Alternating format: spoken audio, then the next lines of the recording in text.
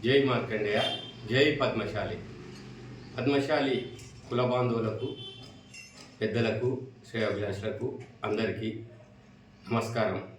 నేను గాడిపల్లి శ్రీనివాస్, మాజీ పద్మశాలి సంఘం అధ్యక్షుని, గజ్వెల్, ప్రజ్ఞాపూర్. గతంలో నేను ఏకగ్రీవంగా ఎన్నుకోబడిన అధ్యక్షుని. అప్పటి పరిస్థితుల దృష్ట్యా మంచి వాతావరణంలో నాకు అందరి సహాయ సహకారాలతో నన్ను ఏకగ్రీవంగా ఎన్నుకున్నారు. దానికి తగ్గట్టుగా నేను 4 ఏళ్ళు అధ్యక్ష పదవి చేశాను.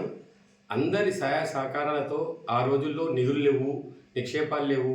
నిధులను సమకూర్చుకుంటూ చిన్న చిట్టి వేసి అందరి సభ్యులను చేర్చుకొని ఆ చిట్టీతోనే నేను చాలా సహాయ సహకారాలు పద్మశాలిగా చేయగలగడం జరిగింది.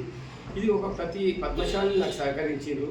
వాళ్ళ వస్తు రూపేణ, ధన రూపేణ మంచిగా నాకు సహకరించారు. అప్పటి వాతావరణం చాలా బాగుండే. అప్పుడు నేను ఒక చిట్టీతోనే ఎన్నో సేవా కార్యక్రమాలు చేశాను. చనిపోతే వెంటనే పోవడము, వారికి ఆర్థిక సాయం చేయడము, వాళ్ళు చావు కూడా చేయలేని పరిస్థితి ఉంటే కూడా మొత్తం మేము భరించుకున్నాం. పెళ్ళిళ్ళు కావాలి, నిరుపేద అమ్మాయిలు వచ్చి కోరితే వాళ్ళకు పుస్తెమట్టలు ఇవ్వడం జరిగింది. ఇంకోళ్ళు అడిగితే బాసలు ఇవ్వడం జరిగింది. ఇంకోళ్ళు అడిగితే క్యాన్సర్ రోగికి నెల నెల మందులు ఇవ్వడం జరిగింది. కరోనా విపత్కర పరిస్థితుల్లో కూడా మా పద్మశాలి అందరికీ దగ్గర ఒక 250 మందికి నిత్యావసర సరుకులు బ్రహ్మాండంగా నేను చేయడం జరిగింది.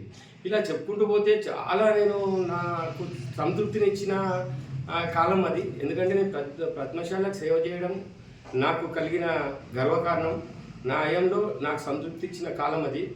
ఇప్పుడు జరిగే గతంలో నాకు నేనున్నటువంటి బీఆర్ఎస్ ప్రభుత్వంలో నుండి అప్పుడు కుల సంఘాలకు ఆ ప్రభుత్వం చాలా పెద్దపీట వేస్తుండే. దానిలో భాగంగానే మాకు పద్మశాలి ఫంక్షన్ హాల్స్ రావడం జరిగింది.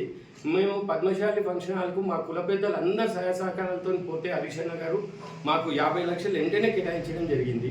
తదుపరి ఆ 50 లక్షలు న్యాయంలోనే నేను ఖర్చు పెట్టాను.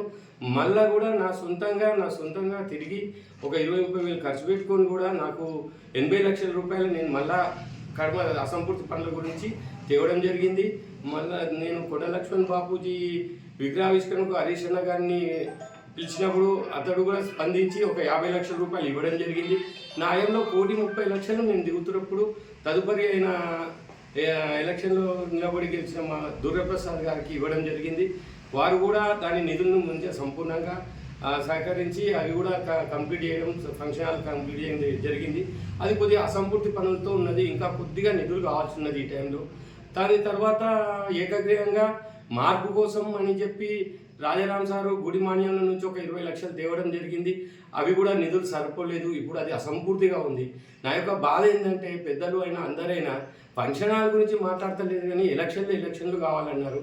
మా కుల బాంధవులందరూ ఈ ఎలక్షన్లు ఏకగ్రీవంగా కావద్దు, మాకు ఎన్నికలే కావాలి, ఎన్నికల్లో పోటీ చేసిన వ్యక్తి తప్పనిసరి చేస్తాడు అంటే నేను కూడా ఎన్నికలు కావాలని ఆ వాతావరణంలో ఒక మంచి అధ్యక్షుని, అభివృద్ధికి పాటుపడే అధ్యక్షుని మీరందరూ ఎన్నుకోవాలి. దయచేసి ఒక ఉత్సవ విగ్రహం అధ్యక్షుని ఎన్నుకొని మళ్ళా మన అభివృద్ధిని మంటగలిపోతూ ఒక మంచి నాయకుడిని, మంచి రాజకీయంలో ఉండి అన్ని భాగాలలో ఉన్న వ్యక్తిని, సంఘంకు సహాయ సహకారాలు ఇదివరకు ట్రస్టుల ద్వారా దాని ద్వారా ఇచ్చిన వ్యక్తులకు పెద్దపీట వేసి ఒక మంచి వ్యక్తిని ఎన్నుకోవాలని మా పద్మశాలి కుల బాంధవులందరికీ పేరున నమస్కరిస్తూ వేడుకుంటున్నాను.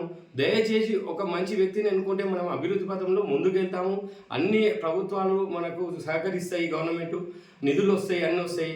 ఒక ఉద్యోగ విగ్రహం లాగా ఉన్న వ్యక్తి, ఆ వ్యక్తి వెనుక ఇంకో వ్యక్తి కమాండింగ్ పర్సన్ ఉండేటట్టు చేసే వ్యక్తులకు మీరు దూరంగా ఉండి మీ ఓటు ద్వారా ఒక మంచి బలమైన వ్యక్తి, సంఘంలో పరిచయాలు ఉన్న వ్యక్తి, సంఘము ఇంతవరకు ఉన్న వ్యక్తి, అనుభవం ఉన్న వ్యక్తికి మీరు సహకరించాలని నేను కోరుతున్నాను.